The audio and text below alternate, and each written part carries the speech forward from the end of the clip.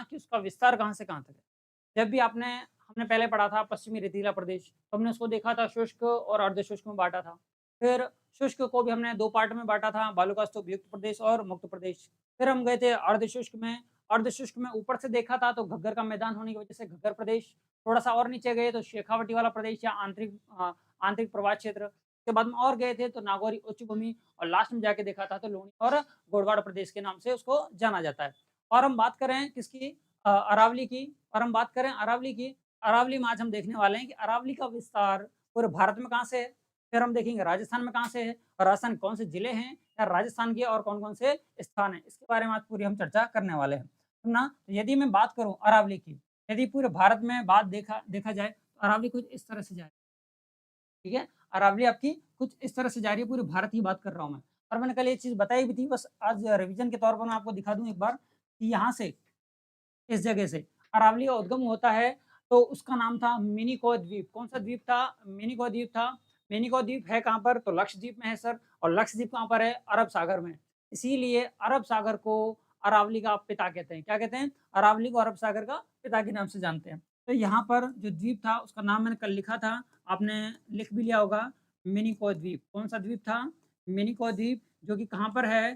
जो कि सर आप बता दो कि इसके अंदर लक्षद्वीप इसमें है, लक्षद्वीप में है। और भी मैं बात करूँ ये लक्षद्वीप कहाँ आता है, तो ध्यान रखना अरब सागर में।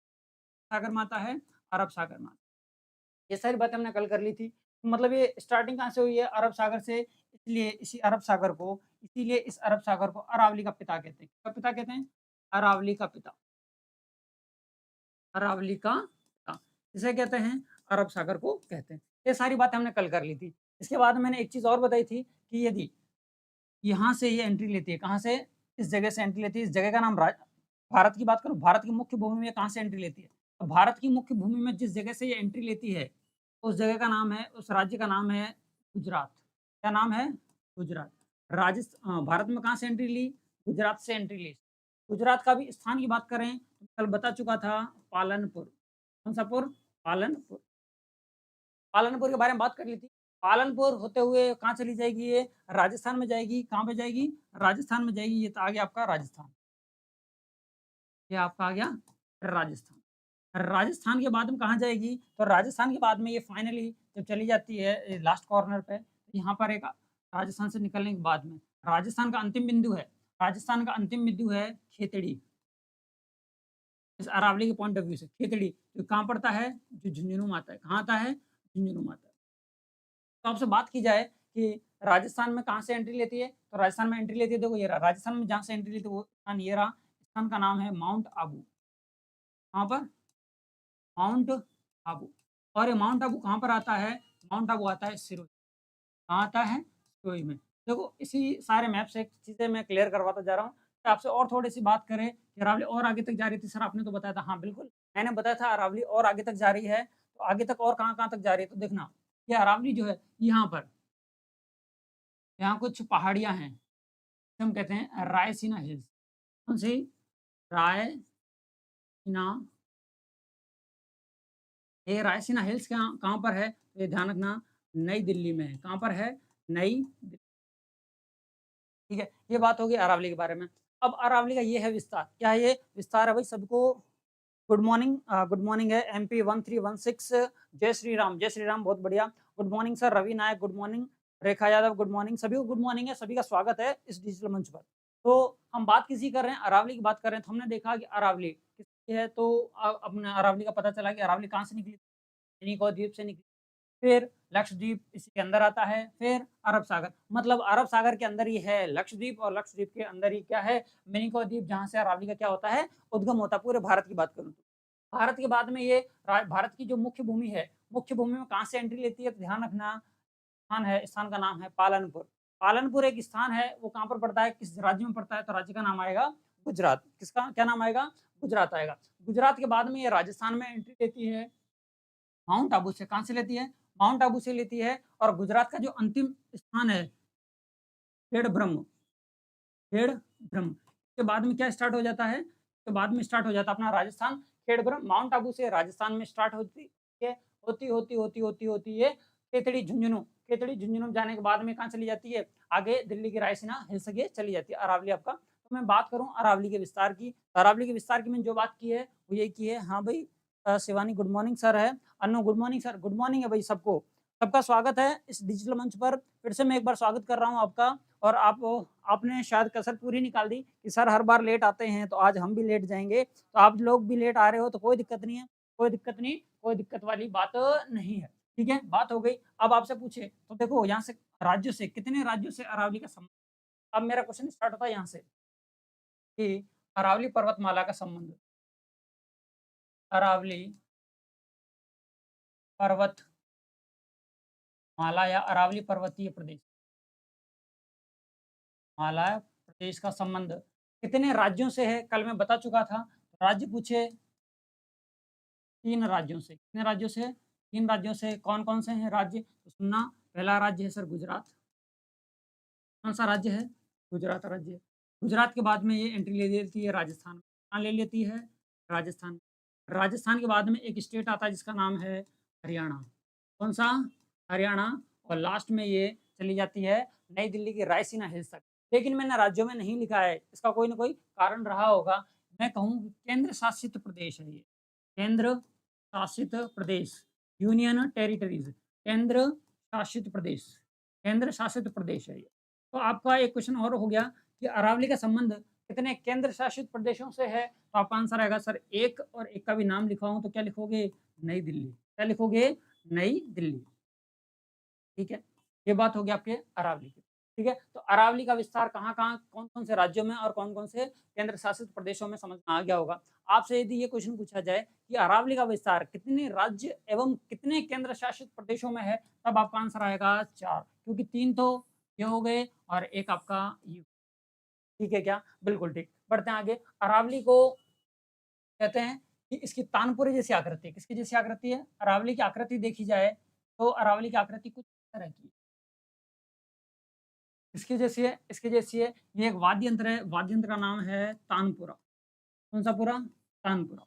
और मैंने कल वो चर्चा आज नहीं की जो मैंने कल की, कौन-सी? कि अरावली प्रारंभ में एक प्राचीनतम पर्वतमाला थी।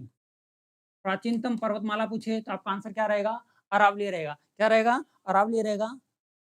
लाइक शेयर करें, हाँ भाई सेशन को ज़्यादा से ज़्यादा लाइक शेयर करें, ताकि हमें पता रहेगा कि भाई आगे तक भी वीडियो जा रहा है और जिनको ज़रूरत है वहाँ तक पहुँच पा रहा है। तो ध्यान रखना, अरावली जो है प्राचीनतम वलित पर्वतमाला, फोल्डेड माउंटेन है, फोल्डेड वलित पर्वतमाला है। लेकिन अभी वर्तमान में जब इसका उद्गम था, प्राचीन समय की बात करें तो ये वलित पर्वतमाला के रूप में थी, लेकिन अभी नवीन रूप में बात करें, नवीन रूप में बात करें मतलब आज की बात करें, तो ये आपका एक अवशिष्ट पर्वत है, अवशिष्ट पर्वतमाला है। कैसी है ये? अवशिष्ट पर्वतमाला है। ये मैं आपकी कल चर्चा कर चुका था इसलिए बात करी नहीं। तो अरावली की आकृति कैसी है? सर अरावली की जो आकृति है तानपुरे जैसी है। किसकी जैसी है? तानपुरे जैसी है। और कहते हैं इसका जो उद्भव है, ये कितनी पुरानी है? तो प्री कैम्ब्रियन युग की है ये। प्री कैम्ब्रियन प्री कैम्ब्रियन युग की अरावली है ये। प्री कैम्ब्रियन युग मैं कह दूँ कि जब से पृथ्वी का जन्म हुआ था, या 57 करोड़ वर्ष पूर्व की। कितनी पुरानी है? 57 करोड़ वर्ष पुरानी है और उसी काल को हम क्या कहते हैं? प्री कैम्ब्रियन युग के नाम से जानते हैं। बात किसकी कर रहे हैं? अरावली की कर रहे हैं। और थोड़ा-सा आगे बढ़ते हैं। अब देखो अरावली का मैं एक और डायग्राम बना देता हूँ। मान लो ये अरावली आपकी। जा रही है अरावली, चली गई, चली गई, चली गई, जाने दो अरावली। अरावली से हमें कोई लेना-देना नहीं है, जा रही है तो जाने दो। ध्यान रखना ज़िंदगी में जो जाता है उसको कभी रोकना नहीं चाहिए, क्योंकि रुकने वाला कभी जाएगा नहीं और जाने वाला कभी रुकेगा नहीं, ये बात ध्यान रखना। ध्यान रखना अरावली की यदि यहाँ से लंबाई देखी जाए, कहाँ से? यहाँ से यदि मैं अरावली की लंबाई देखूँ, यहाँ से लेके गुजरात के पालनपुर से लेके, कहाँ से लेके? गुजरात के पालनपुर से लेके। पालनपुर, गुजरात से मैं यदि इसकी लंबाई देखूँ और रायसीना हिल्स तक इसकी लंबाई देखता हूँ कि अरावली की, रायसीना हिल्स तक इसकी लंबाई देखता हूँ, लिख देता हूँ रायसीना, रायसीना हिल्स तक इसकी जो कुल लंबाई है, अरावली की कुल लंबाई की बात जब हम करेंगे, ध्यान रखना यहाँ से लेके यहाँ तक अरावली है 92 किलोमीटर। आपको याद नहीं रहता तो डायरेक्ट ऐसे याद रख लेना 700 किलोमीटर, कितना? 700 किलोमीटर मोटे-मोटे तौर पर। एग्ज़ैक्ट डेटा तो 692 है, ठीक है ना? इसमें से आपके यहाँ तक तो आपका गुजरात है, यहाँ पे आपका राजस्थान है, यहाँ पर आपका हरियाणा है और यहाँ पर आपका दिल्ली है। क्या है? गुजरात है, हरियाणा हमें मतलब किससे है? राजस्थान से। तो राजस्थान में इसकी लंबाई कितनी है? अरावली की राजस्थान में लंबाई है 550 किलोमीटर। कितने किलोमीटर की? 550 किलोमीटर की, जो लगभग कितना प्रतिशत है? पूरी अरावली 80% अरावली हमारे राजस्थान में है। 80% अरावली हमारे राजस्थान में है और प्रॉपर वे में देखा जाए कितना प्रतिशत, आप प्रतिशत निकालोगे तो निकलेगा 79.4। ठीक है, एग्ज़ैक्ट डेटा तो ये रहा। अरावली, अब आप कहोगे सर ये 550 से कहाँ तक है? तो ध्यान रखना, ये आपके माउंट आबू सिरोही से लेकर, कहाँ से लेकर? माउंट आबू से लेकर, और माउंट आबू कहाँ पर आता है? सिरोही में आता है, और ये कहाँ तक है? ये खेतड़ी झुंझुनू, कहाँ तक है? खेतड़ी झुंझुनू तक है। ठीक है? ये अरावली के बारे में थोड़ी-सी हमने बात कर ली। अरावली का उद्गम कहाँ से हुआ था? और ध्यान रखना, कल मैंने एक चीज़ और बात बताई थी, अरावली को अलग-अलग जगहों पर अलग-अलग नाम से, भौगोलिक भाषा में बात करूँ तो अरावली को अरावली पर्वतमाला कहते हैं। क्या बोलते हैं? अरावली पर्वतमाला, सामान्य रूप से। हिंदी में कहते हैं इसको आडावल पर्वत। कौन-सा पर्वत? आडावल। आबू का गुलाब इसको कहते हैं सिरोही में।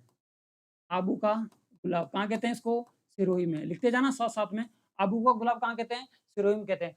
माल खेत की पहाड़ी कहाँ कहते हैं इसको? सीकर में कहते हैं। कहाँ कहते हैं? सीकर में कहते हैं। टुंडा, टुंडा पर्वत। ये पूछा गया अभी ये क्वेश्चन कि टुंडा पर्वत या सुंधा पर्वत। टुंडा पर्वत, ये कहाँ पर है? ये इसको सुंडा पर्वत, इसी अरावली को सुंडा पर्वत कहते हैं जालौर में। कहाँ कहते हैं? जालौर में। और कर्नल जेम्स टॉड ने इसे संतों का शिखर कहा है। क्या कहा है? कर्नल जेम्स टॉड ने इसे संतों का, ध्यान रखना पूछा गया है कि कर्नल जेम्स टॉड ने संतों का शिखर किसे कहा है? तो आपका आंसर आएगा अरावली को। ठीक है? यहाँ तक की बातें क्लियर हो गई हैं, तो एक बार इसका स्क्रीनशॉट ले लें ताकि हम आगे बढ़ सकें। और कमेंट देख रहा हूँ मैं, रवि नायक सिरोही से झुंझुनू, बिल्कुल सही बात है। रेखा यादव, राजस्थान में 550 किलोमीटर, बहुत बढ़िया। अमित अमित सिक्सराज अवस्थित है, बिल्कुल। तानपुरे जैसी आकृति है, बहुत बढ़िया। गुरु शिखर, हाँ भाई, इसकी कुल जो सबसे लंबी चोटी है माउंट आबू में सिरोही की, वो गुरु शिखर ही है। कौन सी है? गुरु शिखर है, बिल्कुल। बहुत बढ़िया कमेंट आ रहे हैं सबके। और अब हम आगे देखेंगे अरावली के बारे में और। ठीक है, चलें। अब स्क्रीनशॉट ले लिया होगा। सुनना, अरावली की जो क्षेत्रफल है, मैंने बताया था कि अरावली का जो क्षेत्रफल, अरावली पर्वतीय प्रदेश का जो क्षेत्रफल है, वो है आपका 9.3%। कल लिखवा दिया था। और यहाँ पर जनसंख्या कितनी निवास करती है? यहाँ पर 10% जनसंख्या निवास करती है। कितने प्रतिशत जनसंख्या निवास करती है? तो 10%। और ध्यान देने वाली बात यह है कि एक बार पूछा गया था कि अरावली के समानांतर, किसके समानांतर? अरावली के समानांतर एक नेशनल हाईवे है। अरावली के समानांतर एक नेशनल हाईवे है, उसका नाम क्या है? उसका नाम क्या है, ये पूछा गया था। तो अरावली के समानांतर एक नेशनल हाईवे है, उसका नाम है NH8। क्या है? NH8। अरावली के समानांतर, लगभग समानांतर एक हाईवे जा रहा है, उसका नाम क्या है? NH8। में लिख देता हूँ यहाँ पर, NH, नेशनल हाईवे मतलब राष्ट्रीय राजमार्ग 8, लगभग अरावली के क्या है? समानांतर है। तो ये आपका हो गया पूरा अरावली का। आगे बढ़ते हैं, अरावली की और स्थिति के बारे में बात करेंगे कि अरावली का क्या-क्या नाम है। और नाम के बारे में और बात और चर्चा करो, लोग और भी कर सकते हो। क्या कर सकते हैं? अरावली को, अरावली के और किस-किस नाम से जान सकते हैं? तो देखना, अरावली को किस-किस नाम से जानते हैं? आडावल पर्वत भी कहते हैं। मैंने बता दिया कि हाँ, ये आडावल पर्वत बूंदी में हो गया, सारी चीज़ें। ठीक है, अरावली के बारे में बातें हो गई, आगे चलें क्या? यहाँ तक की बातें क्लियर हो गई हैं, तो आगे बढ़ता हूँ। चोटियाँ बाद में देखेंगे, उससे पहले एक चीज़ और देखो। अरावली की जो मैं बात करता हूँ, तो ये रही हमारी अरावली, ठीक है? अरावली को अरावली को कहाँ से स्टार्ट हो रही है? तो आप कहोगे कि सर यहाँ पर यदि आप दिशाएँ बनाओगे, क्या बनाओगे? दिशाएँ बनाओगे, तो इस तरह से प्लस का साइन बना लें। तो यहाँ पर पूर्व दिशा यहाँ होती है उत्तर दिशा, यहाँ होती है दक्षिण दिशा, यहाँ होती है पूर्व दिशा, और यहाँ होती है पश्चिम दिशा। दक्षिण और पश्चिम से निकली है, इसलिए अरावली कहाँ से जाएगी?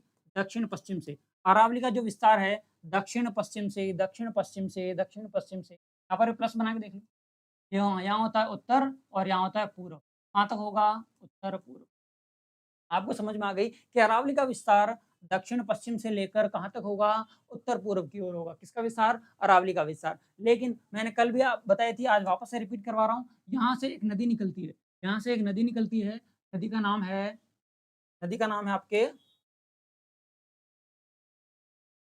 नदी का नाम है लूनी नदी, लेकिन लूनी नदी कभी भी ऊपर की ओर नहीं बहती है, ऐसे नहीं जाती है। क्यों नहीं जाती है? इसलिए नहीं जाती है कि लूनी नदी जो है, का जहाँ ढाल होगा, नदियाँ हमेशा उच्च ढाल से निम्न ढाल की ओर बहती हैं, मतलब ये लूनी नदी ऐसे बहती है, ये ऐसे बहती है और ऐसे-ऐसे करके यहाँ आ जाती है। मतलब मैं ये कह सकता हूँ कि अरावली का जो ढाल है, उत्तर-पूर्व से लेकर दक्षिण-पश्चिम। चलो हाँ, ये बात क्लियर हो गई। तो ये लो, अरावली का विस्तार की बात करें तो दक्षिण-पश्चिम से उत्तर-पूर्व, दक्षिण-पश्चिम से उत्तर-पूर्व की ओर। और इसके ढाल की बात कर दूँ, ढाल किसे कहते हैं या स्लोप किसे कहते हैं, समझना एक बार के लिए।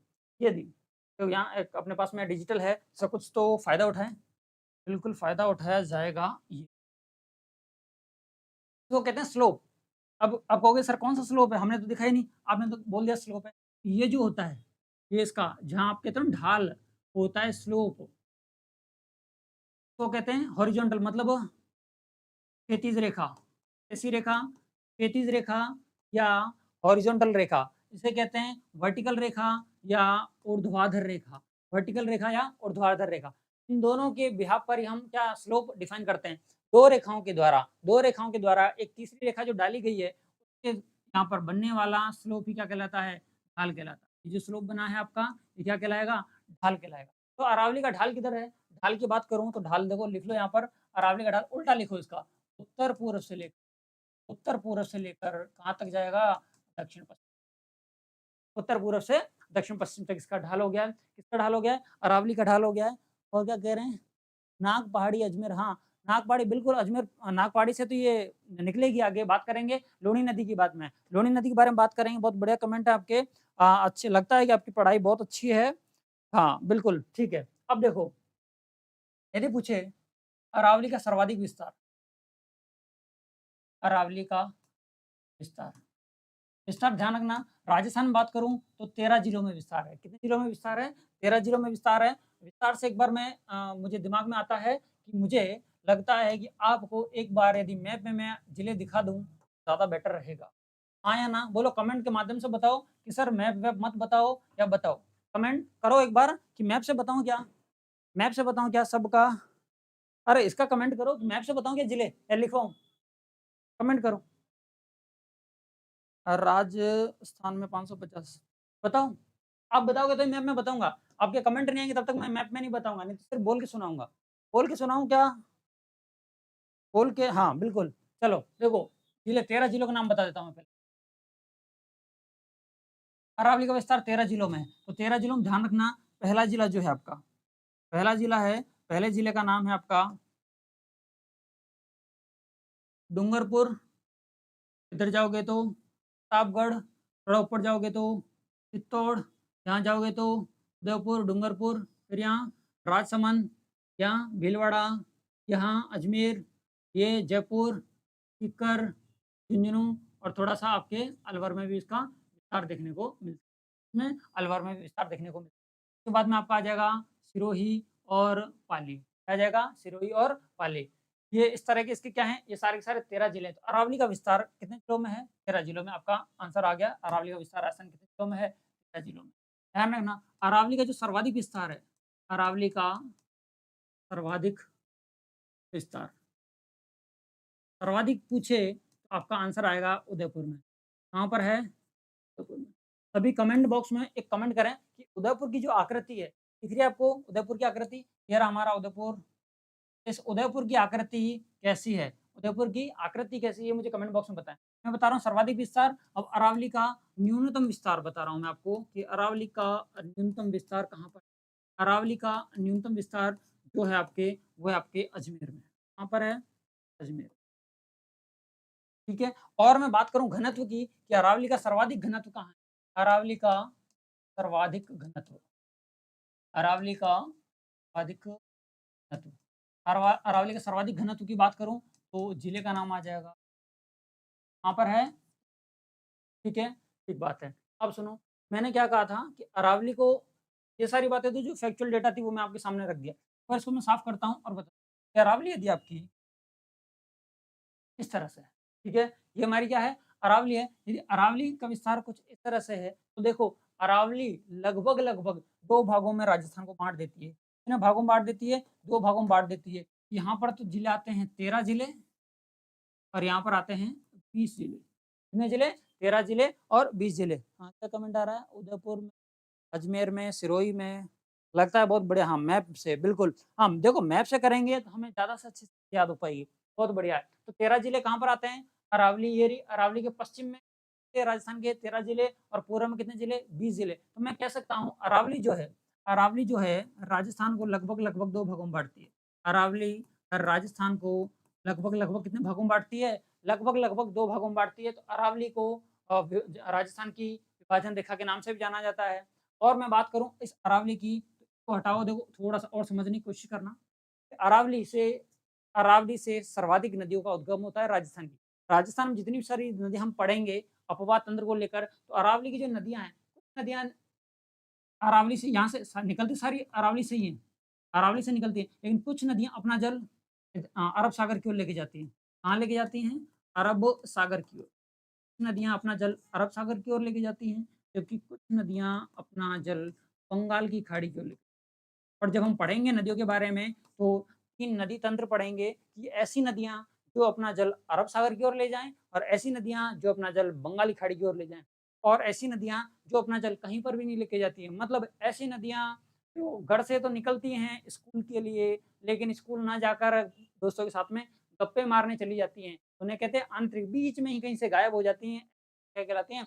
आंतरिक प्रवाह की नदियाँ।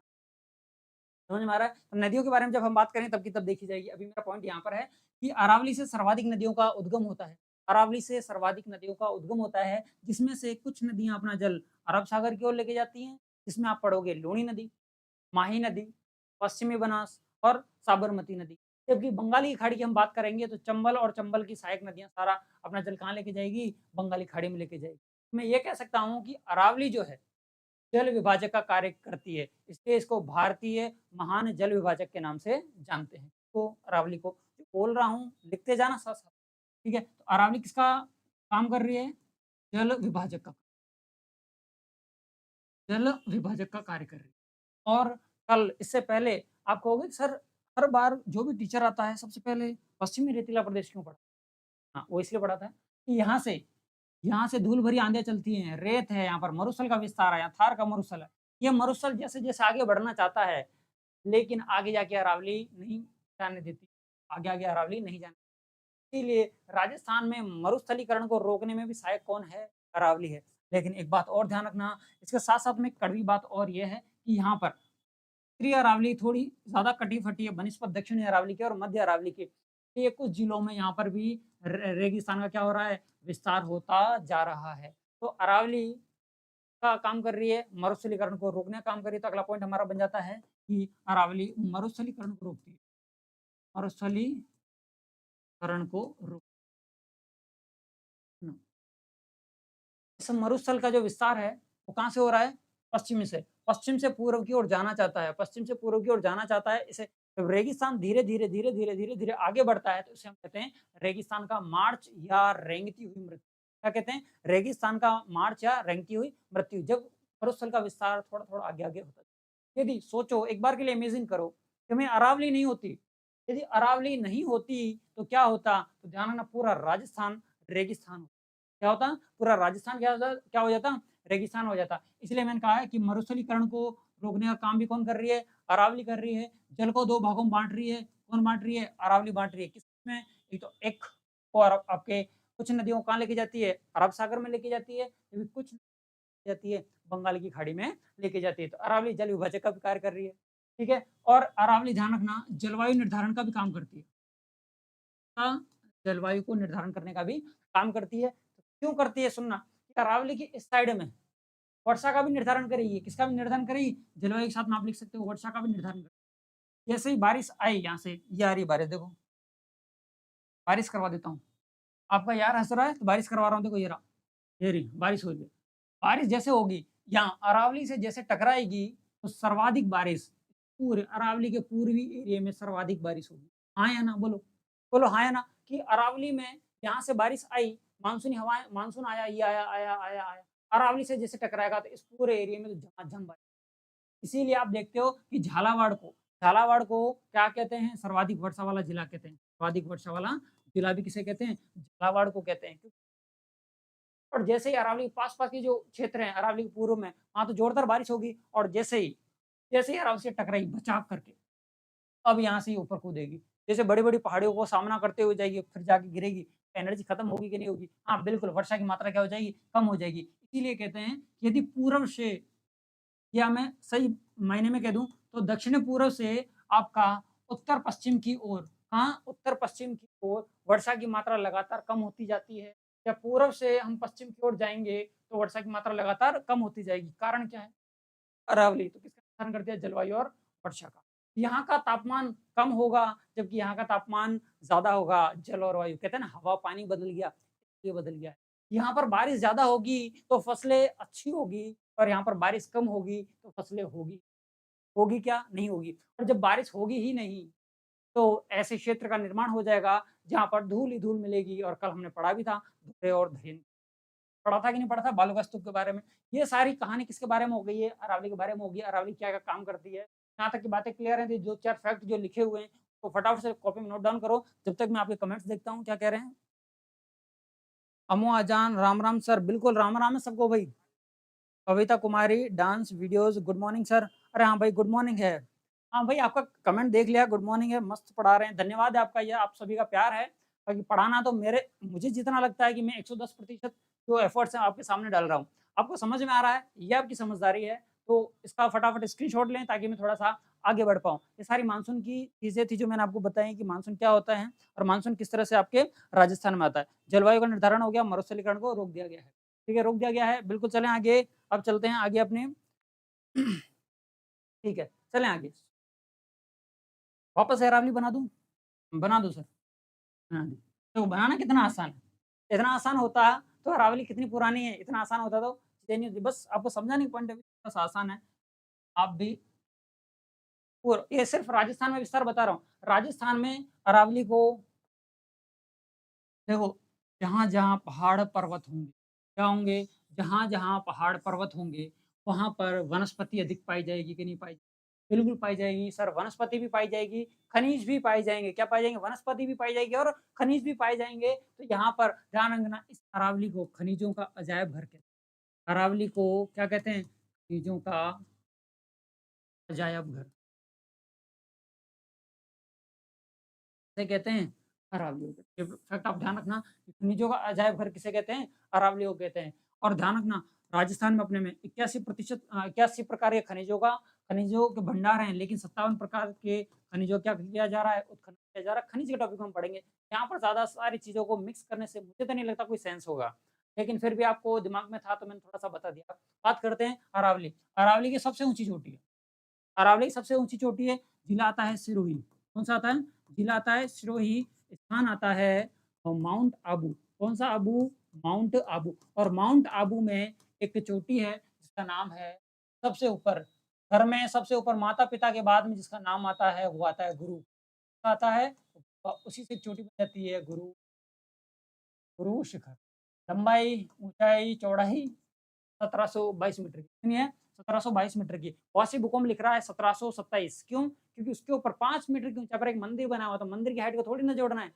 भई ज़मीन ये रही, इसके ऊपर तुमने चाहो मंदिर बनाओ, घर बनाओ, मल्टी स्टोरी बिल्डिंग बनाओ, मतलब थोड़ी मैं यहाँ से यहाँ तक की बात करनी है तो 1722 मीटर लंबी है आपकी अरावली। इस पर 5 मीटर तक का एक मंदिर बना हुआ है तो कह देते हैं 1727 मीटर की। तो अरावली की कुछ चोटियों के बारे में मैं बात करूँगा और इसके बाद में हम देखते हैं अरावली की प्रमुख चोटियों के बारे में। अरावली की चोटियाँ सबसे ज़्यादा महत्वपूर्ण है क्यों? क्योंकि हर एक एग्ज़ाम में ऐसा कोई एग्ज़ाम नहीं है जहाँ पर अरावली की चोटी के बारे में नहीं आया हो। तो अरावली की चोटियाँ शायद आपको दिख रही होगी। ठीक है? तो देखना, अरावली की पहली प्रमुख चोटी की बात करूँ तो गुरु शिखर है। और देखो अब तो मैं ये भी नहीं कह सकता कि तुम 10 ही याद कर लो। अब तो मैं ये भी नहीं कह सकता कि तुम 10 ही याद करो, 10 से काम नहीं चलेगा। 10 से काम नहीं चलेगा, बहुत अच्छी किस्मत है तो 10 में से पूछेगा, बाकी अच्छी किस्मत नहीं है तो फर्स्ट को लेगा, 10वीं को लेगा, 15वीं को लेगा, 25वीं को, 30वीं को लेगा। इस तरह के सीक्वेंस में ले लेगा और फिर पूछेगा कि घटता हुआ क्रम जमाइए, बढ़ता हुआ क्रम जमाइए, लंबाई के अनुसार, चौड़ाई के अनुसार। लंबाई के अनुसार सबसे ज़्यादा पूछा जाता है जो आपके सामने है। पर तीनों की तीन आप किसमें केस में मैंने आपको दे रखी है, तो आपको टेंशन लेने की ज़रूरत नहीं है। बाद में देख लेना, मैं सिर्फ 10 की चर्चा कर रहा हूँ टॉप। गुरु शिखर की है कहाँ पर? पहला प्रश्न बनता है कि गुरु शिखर जो चोटी है अरावली की, वो है कहाँ पर है? तो आपका आंसर आएगा सर सिरोही में। कहाँ पर है? सिरोही में। ऊंचाई कितनी है इसकी? तो 1722 मीटर इसकी ऊंचाई है। इसके बाद में शेर है जो भी सिरोही में है, 1797 मीटर की है। उसके बाद में दिलवाड़ा है, सिरोही में है और 1442।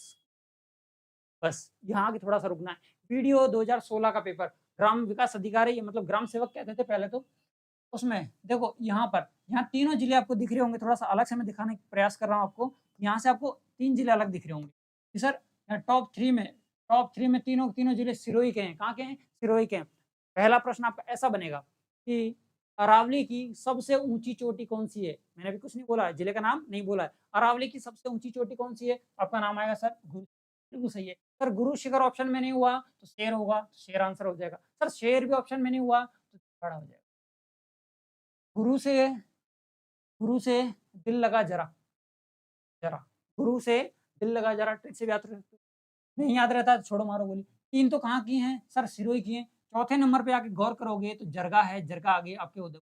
कहाँ आ गई? उदयपुर में इसकी लंबाई है वो है आपकी 1431 मीटर की। क्वेश्चन बनता है यहाँ पर, कैसा क्वेश्चन बनता है सुनना कि अरावली की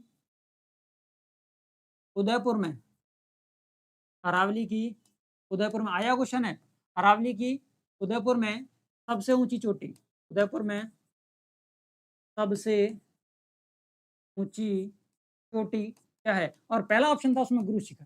पहला ऑप्शन था गुरु शिखर। बच्चों ने इस जगह पे ध्यान दिया ही नहीं था। इस जगह पे ध्यान दिया ही नहीं था कि पूछा क्या है? उदयपुर की बात की है। तो अरावली की सबसे ऊँची चोटी गुरु शिखर है, सही बात है, कोई डाउट नहीं है। लेकिन उदयपुर में सबसे ऊँची चोटी तो आपकी सबसे हैं, हो जाएगी जरगा। फिर आएगी अचलगढ़, सिरोही में कितनी ऊँचाई है? आबू है, कुंभलगढ़ है, जिले डूंगर है, धुने डूंगर है, जयगढ़ की पहाड़ी और जयराज की रघुनाथगढ़ की पहाड़ी है।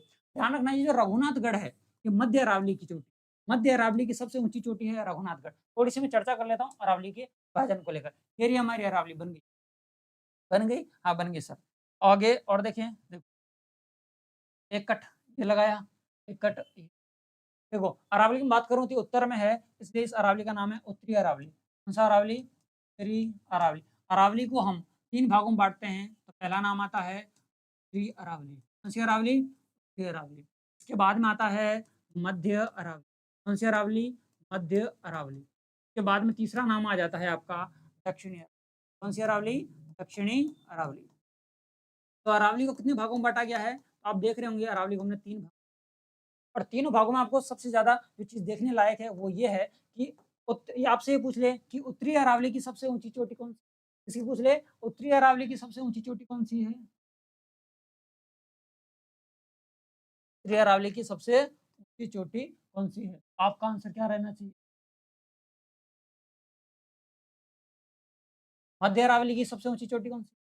और दक्षिणी अरावली की सबसे ऊँची चोटी? कम से कम ये 3 चोटियाँ तो आपको याद रखनी है। कौन-कौन सी हैं? दिखाता हूँ मैं आपको। यदि बात करें हम उत्तरी अरावली की, किसकी बात करें? उत्तरी अरावली की। उत्तरी अरावली की सबसे ऊँची चोटी है रघुनाथगढ़। ये है रघुनाथ रघुनाथगढ़। है कहाँ पर ये? ये है सर, कहाँ पर है? शिखर में। सर ऊँचाई भी बता दो इसकी, 1055 मीटर इसकी। तो आपका पहला प्रश्न हो गया कि उत्तरी अरावली की सबसे ऊँची चोटी कौन-सी? रघुनाथगढ़। है कहाँ पर? शिखर में। ऊँचाई कितनी है? तो 1055 मीटर। बात करें मध्य अरावली की, मध्य अरावली की सबसे ऊँची चोटी कौन-सी है? ध्यान रखना, गौराम जी या गौरम जी। कहाँ पर है? ये टाटगढ़ में है। टाटगढ़ कहाँ आता है? सर आता है। और न्यूनतम विस्तार भी मैंने बताया था आपका अरावली का कहाँ पर है? अजमेर में है, समथिंग 934 मीटर। ठीक है? इसके बाद में दक्षिणी अरावली, दक्षिणी अरावली में तो सर पूछने की ज़रूरत ही नहीं है, आप पूछो ही मत, हम ही बता देंगे। चलो कमेंट के माध्यम से बताएँ आप कौन-सी है ये?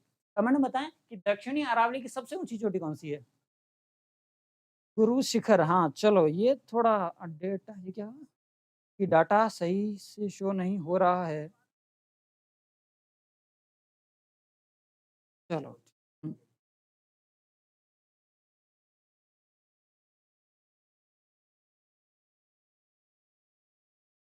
दक्षिणी अरावली की सबसे ऊँची चोटी कौन-सी है? तो आपकी सबसे ऊँची चोटी है आपके गुरु शिखर, आपके कमेंट भी आ चुके हैं। गुरु शिखर, गुरु शिखर। गुरु शिखर कितनी है? 1722 मीटर। देखो, ये डेटा है आपको ये थोड़ा-सा लग रहा है कि ये क्लियरली दिख रहे हैं। एक्चुअली है क्या? ये है इमेज। इमेज को इम्पोर्ट किया गया है। इमेज में क्या है थोड़ा-सा क्लियर नहीं दिख रहा है, लेकिन आपके टेलीग्राम चैनल पर जिस तरह से कल आ गया कि अपने विनर्स क्लासेस जो टेलीग्राम है, उस पर ये एज़ इट इज़ पीडीएफ आपको दे दी जाएगी। थोड़ा-सा साफ कर देता हूँ ताकि आपको ना रहे। ये लो। अब क्या रहेगा कि आप जैसे ही इसको वीडियो के बाद में जैसे ही हमारी लाइव क्लास खत्म होती है, इसके बाद में इस पीडीएफ को पिन करवा दिया जाएगा और ये सारे के सारे डेटा आपको जाएँगे। आप क्या करोगे नोटबुक डाउनलोड कर लेना। नोटबुक में क्या करना नोट डाउन कर लेना, ठीक है? तो ये सारी चोटियाँ हैं, वहाँ पर मैं आपको और समझा दूँ। बात देखो जहाँ पे कांसेप्ट है, वहाँ पर हम बात कर रहे हैं। कहाँ पर? जहाँ-जहाँ कांसेप्ट है। तो उत्तरी अरावली की सबसे ऊँची चोटी कौन-सी थी? हमने देख लिया रघुनाथगढ़। मध्य अरावली की सबसे ऊँची चोटी कौन-सी? तो आपके कौन-सी हो गई? गोरामजी जो कि अजमेर में है और दक्षिणी अरावली की सबसे ऊँची चोटी कौन-सी हो गई? तो आपकी हो गई गुरु शिखर ये सारी की सारी बातें चर्चाएँ हमने किसके बारे में कर ली थी? अरावली के बारे में कर ली थी। हाँ, गुरु शिखर सही है। गोरमजी अजमेर सही है। जरगा हाँ, उदयपुर में बिल्कुल सही कह रहे हो कि उदयपुर की सबसे ऊँची चोटी जरगा है, बिल्कुल सही बात। गुड मॉर्निंग सर हाँ, ज्योतिराज गुड मॉर्निंग हो गया है।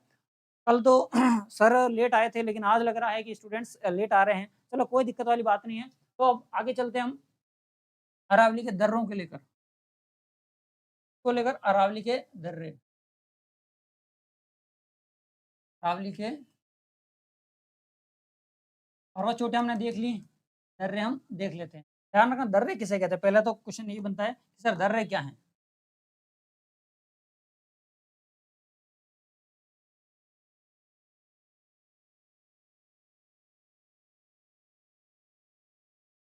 दर्रे किसे कहते हैं? तो सुनना, यदि मैं दर्रे की बात करूँ, ये पहाड़ है हमारा, क्या है? पहाड़ है, थोड़ा-सा इसको डेप्थ में पढ़ते हैं इसको।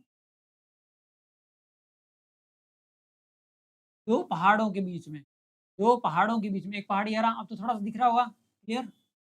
2 पहाड़ों के बीच में अत्यंत सक्रिय भूमि 2 पहाड़ों के बीच में अत्यंत सक्रिय भूमि कहाँ से होगी? देखो ये रही सक्रिय 2 पहाड़ों के बीच में अत्यंत सक्रिय भूमि, ये रही। 2 पहाड़ों के बीच में अत्यंत सक्रिय भूमि, आप इसको ऐसे भी समझ सकते हो। आपकी उँगली लो, इस तरह से 2 पहाड़ों के या 2 पर्वतों के मध्य अत्यंत सक्रिय भूमि का उपयोग परिवहन के लिए किया जाता है। किसके लिए? जिसका प्रयोग परिवहन के लिए किया जाता है, उसे कहते हैं दर्रा। दर्रा इंग्लिश में कहते हैं पास। क्या बोलते हैं इसको? इंग्लिश में कहते हैं पास। इसी दर्रे को इंग्लिश में क्या कहते हैं? पास कहते हैं। क्या कहते हैं? पास। और इसी को ही तिब्बत भाषा में क्या कहते हैं? तिब्बत भाषा में कहते हैं ला। जैसे कि आपने सुना होगा नाथुला, नाथुला। तो आप ऐसे नहीं बोलोगे नाथुला दर्रा, नहीं। नाथू का मतलब उसका नाम है, ला का मतलब ऑलरेडी क्या हो गया? दर्रा हो गया। क्या हो गया? दर्रा हो गया। जैसे कि मैं बात करूँ जयपुर की, किसकी बात कर रहा हूँ? जयपुर की। जयपुर में एक दर्रा है इसको और दर्रे को हम कभी-कभी नाल के नाम से भी नाल के नाम से भी जान लेते हैं। हाँ भाई ज्योतिराज आज हम लेट हो गए सर। हाँ, बिल्कुल आज आप लेट हो गए हो। हर बार हम लेट होते हैं लेकिन आज आप लेट हो गए हो। ठीक है? तो जयपुर में एक दर्रा आता है, एक नाल आती है इसको कहते हैं सांभर नाल। क्या बोलते हैं इसको? सांभर नाल। अजमेर में एक दर्रा आता है, अजमेर में एक क्या काफ़ी दर्रे आते हैं अजमेर में एक आता है करवेरिया, कच्छ बाली, कच्छ कच्छ बाली, एक आती है उदा वाली, क्या आती है? उदा वाली, कच्छ वाली और उदा वाली, ठीक है? अब देखो कच्छ वाली और उदा वाली दर्रे हो गए क्या? हाँ, बिल्कुल। इसके बाद में और कौन-कौन से दर्रे आते हैं? राजस्थान की मैं बात करूँ, राजस्थान में और दर्रों की बात करेंगे हम, तो कच्छ वाली, उदा वाली, परवेरिया, कछवाली, उदावाली ये सारे कहाँ के हैं? अजमेर के हैं। और देखना एक जो दर्रा है जो अजमेर और पाली के बीच में बेसिकली पूछा जाता है तो पाली में आता है बरदर्रा। बरदर्रा कहाँ पर आता है? पाली में आता है ना? अजमेर में और एक की बात करूँ तो स्वरूप घाट। कौन-सा घाट? स्वरूप घाट। इस तरह से बहुत सारे घाट हैं। इसकी पीडीएफ मैं आपको बनवा के सर को दे दूँगा। सर इसको क्या करेंगे पिन करवा देंगे आपके टेलीग्राम चैनल पर। तो टेलीग्राम चैनल को भी जिसने जॉइन नहीं कर रखा है तो जितने फैक्चुअल डेटा हैं वो वहाँ पर आपको मिल जाएँगे। जितने भी सारे दर्रे हैं जिसमें आप देखोगे एक दर्रे का नाम और आएगा और बहुत इंपॉर्टेंट दर्रा भी है इसलिए मैं आपके साथ में चर्चा करना चाहता हूँ। सोमेश्वर की नाल, सोमेश्वर की नाल। एक आएगी हाथी घोड़ा की नाल। एक आएगी सोमेश्वर नाल, हाथीगुड़ा की नाल, एक आएगा गौरम घाट, घाट को नाल को गौरम घाट, एक आएगा कामली घाट। ये कहाँ के दर्रे हैं? ये सारे के सारे दर्रे आपके कहाँ, सारे के सारे दर्रे आपके राजसमंद, कहाँ के हैं? राज, ठीक है? एक यहाँ से एक थोड़ा-सा समझने का प्रयास करना, हाथीगुड़ा की नाल, तो नाम भी बता हाथीगुड़ा और सिर्फ हाथी आए, क्या? सिर्फ हाथी आए, हाथी नाल कहाँ पर? हाथी नाल वहीं पर कमेंट करके बताना, हाथी नाल कहाँ पर? मैं लिखता हूँ। हाथी नाल के अलावा वहाँ पर फुलवारी की नाल भी है। किसकी नाल है? फुलवारी की, और साथ-साथ में वहाँ पर ढेबर नाल भी है। कौन-सी नाल? ढेबर नाल, और वहाँ पर केवड़े की नाल भी है। कौन-सी नाल? केवड़े की नाल। अब तो मैंने हिंट दे दिया, आंसर बताओ। ये सारे के सारे दर्रे, ये सारी नाल कहाँ पर हैं? कमेंट कमेंट से बताओ भाई, कहाँ-कहाँ हैं? कौन-कौन बताएगा? हाँ। हाँ, उदयपुर की अस्थिया जैसी, हाँ, ऑस्ट्रेलिया जैसी। हाँ भाई, वैशाली कुमावत ने एक आंसर दे दिया। मैंने काफ़ी टाइम पहले पूछा था कि उदयपुर की आकृति कैसी है, तो उन्होंने बताया ऑस्ट्रेलिया जैसी। अ, बरदर्रा, हाँ, बिल्कुल बरदर्रा जो है, बिल्कुल बरदर्रा सही है। सबसे बिज़ी दर्रा भी है, सबसे व्यस्ततम दर्रे की बात करूँ तो मैं बरदर्रा आ जाएगा। मलंग, good morning sir, good morning है मलंग आपको। मस्त मलंग है बिल्कुल आपसे। अमित रस एनसीसी राजसमंद, बहुत सही लिखा है कि आपने राजसमंद इसका आंसर लिखा है, बिल्कुल सही है। मैंने तो आपको ये पूछा है कि हाथीनाल कहाँ पर है? अमित सिंह आंसर दो, हाथीनाल कहाँ पर है? उदयपुर में, बहुत बढ़िया। स्मार्ट बंदा है ये भी, हैं? वैसे तो मेरे साथ में जितने भी लोग जुड़े हैं, सारे के सारे स्मार्ट हैं। सबके देखो धमाधम धमाधम, उदयपुर की ऑस्ट्रेलिया जैसी आकृति है, बरदर्रा पाली में है, और ज्योतिराज भी कह रहे हैं बरदर्रा पाली, बिल्कुल बरदर्रे के बारे में एक और लिख लो। देखो बरदर्रा जो है आपके पाली में, तो सबसे बिज़ीएस्ट दर्रा है, सबसे बिज़ी दर्रा है। मतलब सबसे व्यस्ततम दर्रे की बात करूँ तो कौन-सा दर्रा आ जाएगा? बरदर्रा आपके सबसे बिज़ी दर्रा आ जाएगा। और मैं बात करूँ पाली में ही एक दर्रा आता है देसूरी, और उसे हम कहते हैं देसूरी की नाल। किसकी नाल? देसूरी की नाल। और ये देसूरी की नाल वाला जो दर्रा है, वो सबसे सकरा दर्रा है। अब आप कहोगे सकरा क्या होता है सर? सकरा क्या होता है? सुनना, जब ट्रेन में सफ़र कर रहे हो या बाइक पे सफ़र कर रहे हो, ट्रेन में सीट होती है 4 जने के बैठने की। हम कितने बैठते हैं? 6 जने, जनरल में 6 जने दबा के बैठते हैं। हमने क्या कहा? सकरा, थोड़ी-सी जगह कम पड़ गई। मतलब ऐसी जगह जहाँ पर निकलने के लायक बहुत कम जगह हो। जैसे मानो ये इस तरह की है, तो यहाँ पर तो काफ़ी जगह है, यहाँ से आराम से आदमी निकल सकता है, लेकिन यहाँ से यदि किसी व्यक्ति को निकलना है, तो उसको निकलने में थोड़ी समस्या आएगी। ऊपर से देखा जाए तो चौड़ा है, तो नीचे से देखा जाए तो ये सकरा है। तो सकरे का मतलब क्या होता है? कि 2 चीज़ों के, 2 पहाड़ियों के मध्य में जो गैप होता है उसको सकरा कहते हैं। सकरा किसी में, तो राजस्थान का सबसे सकरा दर्रा कौन-सा है? देसूरी दर्रा है। जबकि सबसे व्यस्ततम दर्रे की बात करूँ तो कौन-सा दर्रा हो जाएगा? आपके बरदर्रा हो जाएगा। ठीक है? ये सारी चीज़ें लिख ली हो तो फटाफट इसका स्क्रीनशॉट लें ताकि हम आगे बढ़ पाएँ। हुँ। ठीक है, उदयपुर, उदयपुर, ज्योतिराज उदयपुर, रवि नायक उदयपुर, अमित राज, देसूरी नाल, हाँ, बहुत बढ़िया, देसूरी नाल, ठीक है। चलें आगे, अब चलते हैं थोड़ा राजस्थान के प्रमुख पठारों की बात करेंगे हम, किसकी बात करेंगे? राजस्थान के प्रमुख अरावली के, राजस्थान में स्थित प्रमुख पठार, अरावली में जो पठार हैं, मैं कह दूँ अरावली के प्रमुख, अरावली के प्रमुख पठारों की बात करूँ, तो आपको कम से कम 3 तो याद रखने पड़ेंगे। कितने याद रखने पड़ेंगे? कम से कम 3 याद रखने पड़ेंगे आपको। क्यों सर? मैं बताता हूँ। ये आपसे कहे कि राजस्थान का सबसे ऊँचा दर्रा या सबसे बड़ा दर्रा, तो ध्यान रखना सुइया का पठार, सॉरी पठार की बात कर रहे हैं ना हम तो, हाँ, की बात कर रहे हैं, पठार की बात कर रहे हैं। तो सबसे पहला तो पहले नंबर पे डाला है, तो कौन-सा पठार हो गया? उड़िया का पठार। किसका पठार? उड़िया का पठार है कहाँ पर है? तो आपको आंसर आएगा कि सर कहाँ पर है? 1360 मीटर। कितने मीटर का है? 1360 मीटर का है। उसके बाद में बात करूँ दूसरे नंबर पर, वो आएगा आपका आबू का पठार। किसका पठार आएगा? आबू का पठार। आबू का पठार कहाँ होगा? कमेंट के माध्यम से ज़रूर बताएँ फटाफट से। मैं नहीं लिख रहा हूँ। इसकी ऊँचाई है 1295 मीटर। कितने मीटर की? 1295 मीटर की। उसके बाद में तीसरे नंबर पर आता है भोराट का पठार। किसका पठार? भोराट का पठार।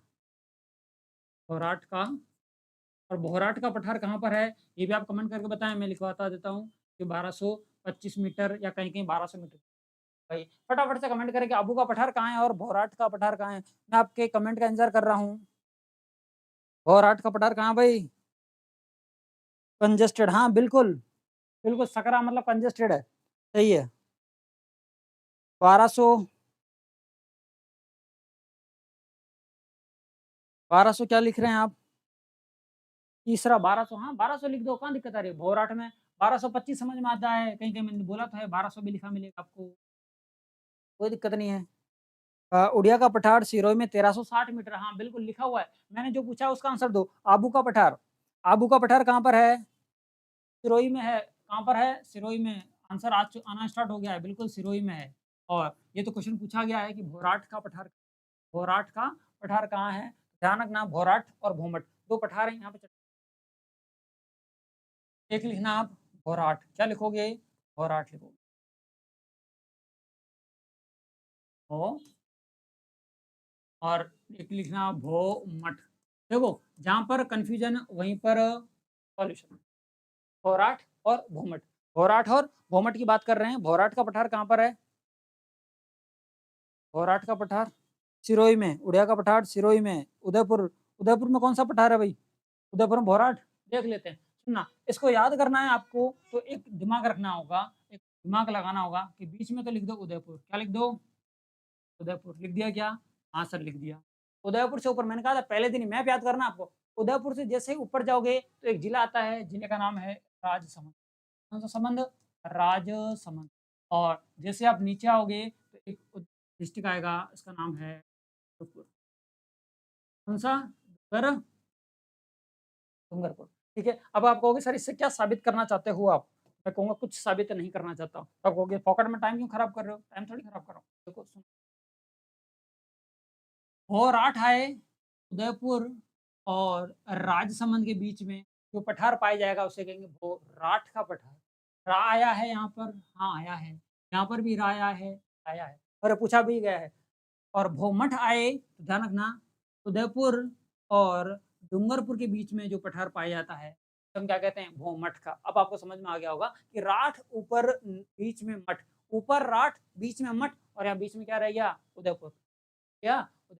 आप इसको भौराठ, ऊपर जाओ, उदयपुर से ऊपर राजसमंद, उदयपुर से नीचे डूंगरपुर, ठीक है। अब आप कहोगे सर हमारे एग्जाम में एक बार क्वेश्चन ऐसा आया था, गोगुंदा से लेकर कुंभलगढ़ तक, गोगुंदा से लेकर कहाँ से लेकर? गोगुंदा से लेकर कुंभलगढ़ तक, तो ये रहा कुंभलगढ़, कुंभलगढ़। गोगुंदा से लेकर कुंभलगढ़ तक जो पठार फैला हुआ है उसका नाम क्या है? उसका क्या नाम है? भौराठ का पठार, ठीक है क्या? क्वेश्चन पूछा गया है कि नहीं पूछा गया है? पेपर यदि आप देखते होंगे तो आपको पता होगा सर ये क्वेश्चन पूछा गया है, ठीक है। इनको एज इट इज आपकी कॉपी में नोट कर लो फटाफट से एक बार, फटाफट से इसको नोट कर लो फिर आगे बढ़ते हैं। कमेंट, हाँ भाई। राजसमंद रेखा यादव, बिल्कुल। सिरोही, बहुत बढ़िया। भौराठ राजसमंद उदयपुर में, भौमठ डूंगरपुर में। रवि नायक काफी अच्छी पढ़ाई कर रहे हो बेटा, लग रहा है। सही है। फटाफट कमेंट करो यार सब जने, फटाफट कमेंट करो, ठीक है। क्लियर हो गया, चलें आगे। अब देखो आपके कुछ और पठार हैं उनके बारे में चर्चा कर लेता हूँ। एक पठार आता है मैसा का पठार। आर्ट एंड कल्चर में अच्छे से पढ़ते हो इसको कि मैसा का पठार। अब मैसा का पठार है कहाँ पर? ध्यान रखना, जितनी भी सारी चीज़ें जो मैं लिखित फॉर्मेट में लिखवा रहा हूँ, आपको घर पे एक इस तरह का, किस तरह का? इस तरह का एक मैप कॉपी करवा लेने। एक नहीं, मेरे हिसाब से तो मेरे को लगता है आपको 50-100 एक मैप आपको कॉपी करवा लेने चाहिए। 100 एक मैप आप कॉपी करवा लोगे तो उससे फ़ायदा ये होगा, आपको इस तरह का जो मैप आएगा, इस तरह का खाली मैप का आप कॉपी करवा लोगे तो आप क्या करोगे? खाली मैप में आप क्या करोगे? खाली मैप में आप ये करना कि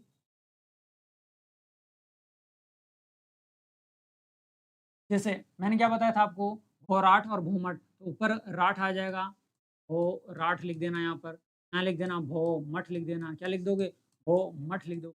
यहाँ पर सिरोही है, तो सिरोही में क्या लिख दोगे? उड़िया का पठार लिख दोगे।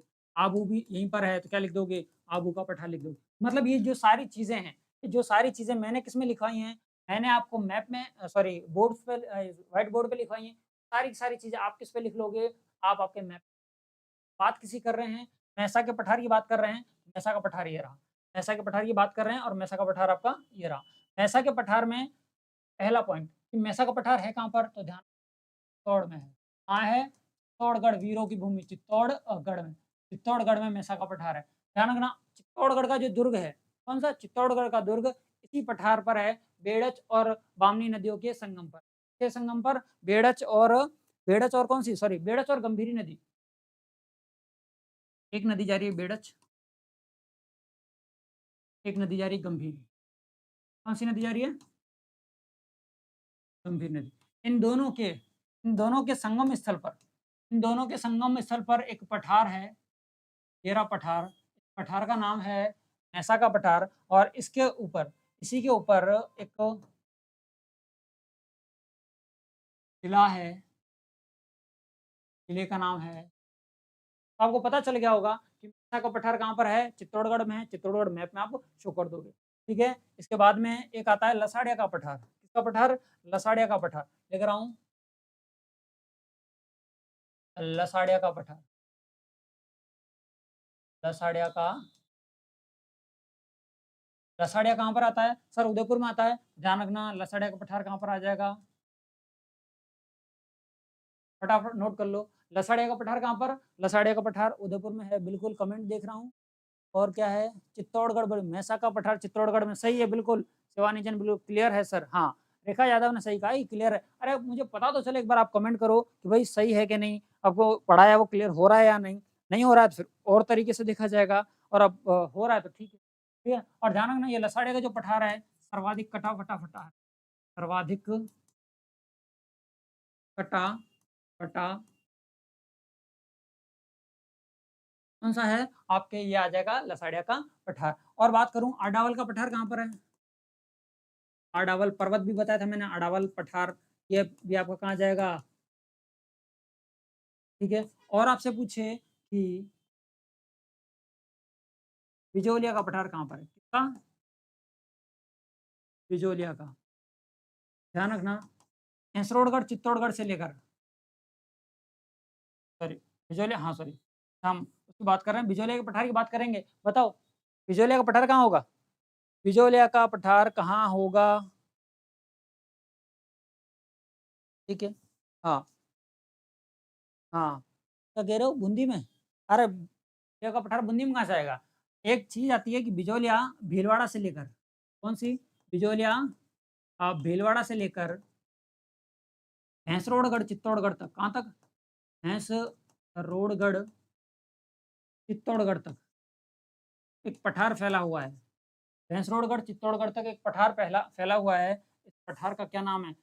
आप लोग तो आंसर देना चालू कर दिया था सर, भीलवाड़ा, भीलवाड़ा। अरे बिजोलिया भीलवाड़ा में जगह है, बिजोलिया शिलालेख मिला है, समझ में आता है, लेकिन बिजोलिया का पठार कोई है ही नहीं। आप तो धमाधम कमेंट कर रहे हो हैं। देखो ना, भीलवाड़ा, भीलवाड़ा नहीं है भाई, बिजोलिया का पठार की बात थोड़ी कर रहा हूँ। बिजोलिया भीलवाड़ा से लेकर भैंसरोडगढ़ चित्तौड़गढ़ तक एक पठार फैला हुआ है, जिसका नाम है परमाल का पठार। आगे पकड़ में आज तुम, आज तो पकड़ में आ गए तुक्केबाज हैं। तुक्का लगा रहे हो क्या? तुक्का लगा रहे हो क्या? बूंदी में अड़ावल, भीलवाड़ा, अरे भीलवाड़ा नहीं है, भीलवाड़ा नहीं है, भीलवाड़ा नहीं है, क्या है? बिजोलिया भीलवाड़ा से लेकर भैंसरोडगढ़ चित्तौड़गढ़ तक एक पठार है, इसका नाम क्या है? ऊपर माल का पठार है। आज तो गड़बड़ हो गई, हो गई क्या? हाँ बिल्कुल, आज तो गड़बड़ आप लोगों ने कर दी है। क्या कर दी? पूछा क्या था? मैंने पूछा था लसाड़िया का पठार, किसका? सॉरी, ऊपर माल का पठार, ऊपर माल का पठार। और आपने आंसर किसका दे दिया? बिजोलिया के पठार का। ध्यान रखना, बिजोलिया भीलवाड़ा से लेकर, बिजोलिया भीलवाड़ा से लेकर भैंसरोडगढ़, भैंसरोडगढ़ चित्तौड़गढ़ तक जो पठार फैला हुआ है, उसका क्या नाम है? परमाल का पठार। आबू का पठार हमने देख ही लिया सर, हाँ बिल्कुल दिखा दिया था। अब सब फटाफट रिवाइज करवा देता हूँ। आबू का पठार, आबू का पठार कहाँ पर है? सिरोही में सर। इसके बाद में कौन सा देखा था? उड़िया का पठार, जो कि सबसे ऊंचा पठार है, 1360 का है उड़िया का पठार, ठीक है। इसके बाद में पहले नंबर का उड़िया का पठार था, दूसरा आबू का पठार था। तीसरे की बात करें, तीसरा कौन सा है? घोराट, हमने पढ़ लिया, बिल्कुल घोराट का पठार, ठीक है। इसके बाद में चौथा कौन सा पढ़ा था हमने? गोमट का पठार पढ़ा था। कौन सा? गोमट का पठार, ठीक है।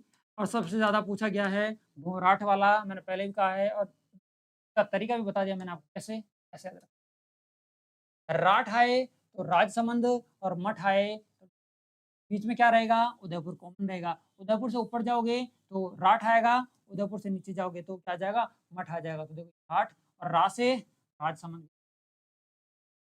आगे बढ़ते हैं, ठीक है। बिजोलिया भीलवाड़ा ऊपर माल हो गया। वो इसके बाद में एक और बताया था मैंने 5वें नंबर पे, जो इसका नाम था मैसा का पठार। तो पठार, मैसा का पठार। एक बताया था मैंने आड़ावल का पठार। किसका, आड़ावल का। अब एक आपसे पूछना चाहता हूँ और इसका आंसर मुझे कमेंट बॉक्स में देना कि कांकनवाड़ी का पठार कहाँ पर है। कांकनवाड़ी और क्रांस का पठार, क्रांस का, ये किस जिले में है? ये आपसे मैं चाहूंगा आप कमेंट बॉक्स में इसका आंसर दें। देखो अब यहाँ पर खत्म होता है आपका अरावली पर्वतमाला पूरी। इसमें हमने आज बहुत कुछ चीज़ें देखी और बहुत कुछ डायग्राम से समझा है। तो ये सारे डायग्राम्स हमने अरावली के बनाए। आपके दिमाग में भी कुछ इस तरह के डायग्राम्स रहेंगे तो उससे फ़ायदा क्या होगा कि तब पता चलेगा आपको, अच्छा उत्तर पश्चिम, दक्षिण पश्चिम से उत्तर पूर्व की ओर जा रही है अरावली, बिल्कुल सही है। सर ने एक नदी का नाम बताया था, नदी का नाम है लोनी नदी। लोनी नदी ऊपर से नीचे जा रही है तो मतलब ढाली। सारी की सारी चीज़ें अब आप क्या करोगे, लाइव होने खत्म होने के बाद में वीडियो आपको यूट्यूब पर मिल ही जाएगा। पीडीएफ आपको टेलीग्राम चैनल पर मिल जाएगी और इसका आपको क्या करना है, एक छोटी सी मैप में शॉर्ट नोट्स इसके बना लेने हैं। किसके, अरावली के। एक नोट्स अरावली के बन जाएंगे, एक पश्चिमी रेतीला प्रदेश के बन जाएंगे। कल पूर्वी मैदानी प्रदेश खत्म और दक्षिण पूर्वी पठारी प्रदेश परसों खत्म। इसके साथ साथ में हमारा भौतिक प्रदेश हो जाएंगे पूरे खत्म। इसका दूसरा टॉपिक हम खत्म कर लेंगे और आज हो गया है हमारा समय। फिर विदा लेता हूँ सभी लोगों से। जय हिंद, जय भारत।